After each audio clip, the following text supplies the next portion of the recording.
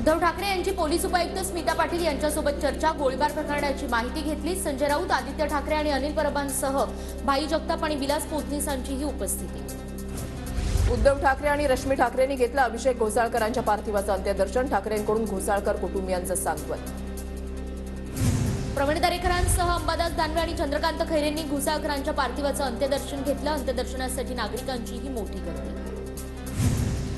घोसाळकरांवरील गोळीबार हा वैयक्तिक वैमनस्यातून, त्यामुळे कायदा सुव्यवस्था संपली आहे असं म्हणणं चुकीचं। दहिसरमधील घटनेनंतर गृहमंत्री फडणवीसांची प्रतिक्रिया।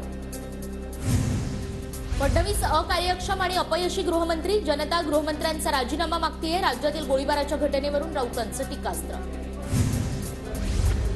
घोसाळकरांवरील गोळीबार हा ठाकरे गटातील गँगवॉर, उदय सामंतांचा आरोप, तर हल्लेखोर मॉरिसला सामनातून मोठं करण्याचं काम झाल्याचंही सामंतांचं वक्तव्य। मॉरिसचे ठाकरेंसोबतच्या संबंधांची चौकशी करा, तर आदित्य ठाकरे आणि राऊतांची नॉर्को टेस्ट झाली पाहिजे, नितेश राणेंची मागणी। मॉरिसला शिंदे गटामध्ये येण्याचं निमंत्रण देण्यात आलं होतं। हल्लेखोर मॉरिस संदर्भात संजय राऊतांचा मोठा खुलासा, मॉरिस मुख्यमंत्री शिंदेंनाही भेटलाय, राऊतांचा आरोप।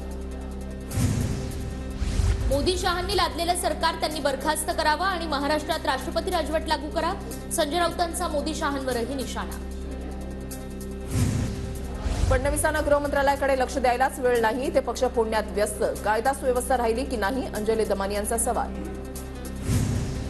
महाराष्ट्रातील कायदा सुव्यवस्थेमुळे मुख्यमंत्री शिंदेंची कारकीर्द कलंकित, गृहमंत्री फडणवीसांनी पदाचा राजीनामा द्यावा, प्रियंका चतुर्वेदींचा शिंदे आणि फडणवीसांवर हल्ला।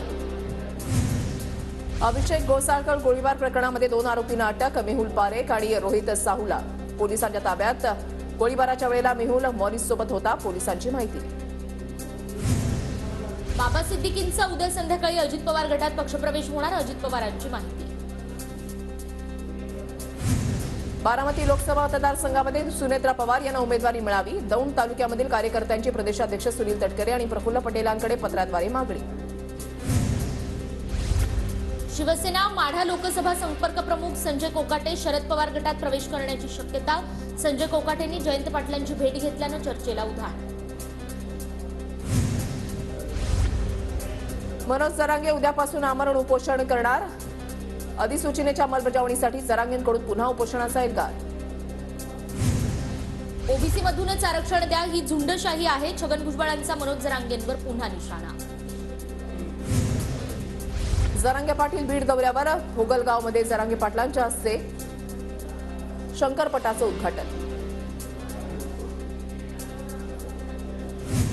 राहुल गांधींकडून ओबीसींचा अपमान, स्वतःला ओबीसींचे नेते म्हणवून घेणारे पटोले आणि वडेट्टीवारांनी राजीनामा द्यावा, बावनकुळेंची मागणी।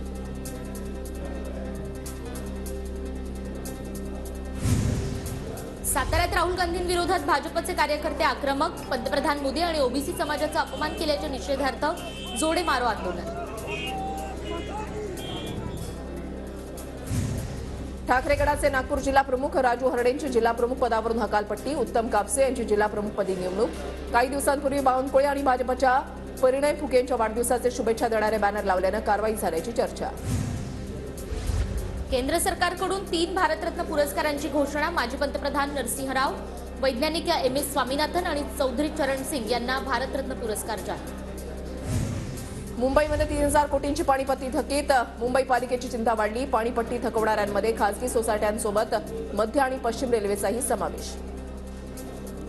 राज्यातील पर्यटनासाठी व्हॉट्सअॅप बोट संवाद प्रणाली, पर्यटन विभागाकडून व्हॉट्सअॅप बोट प्रणाली सुरू, राज्यातील पर्यटन स्थळांची माहिती मोबाईलवर काही क्षणात उपलब्ध होणार। सार्वजनिक आरोग्य विभागाकडून राज्यामधील 13 जिल्ह्यांमध्ये नवीन रुग्णालय उभारण्याचा प्रस्ताव, 7800 कोटी रुपयांचा खर्च होण्याची शक्यता। राज्यातील शिक्षकेतर कर्मचारी भरतीवरील स्थगिती मुंबई उच्च न्यायालयानं उठवली, राज्यातील शाळांमध्ये 15,000 जागा रिक्त, कर्मचारी भरतीचा मार्ग मोकळा। राज्यातील माहिती आयुक्तांच्या जागा रिक्त, सरकारनं रिक्त पदं तत्काळ भरण्याची मागणी, माहिती अधिकार कार्यकर्ते शैलेश गांधींची उच्च न्यायालयामध्ये याचिका। राज्यातील विद्यार्थ्यांची आर्थिक फसवणूक टाळण्यासाठी उच्च तंत्र शिक्षण विभागाच्या महाविद्यालयांना सूचना, किमान 60 दिवस आधी प्रवेश फी, शिक्षकांची संख्या आणि शैक्षणिक माहिती उपलब्ध करून देणं बंधनकारक।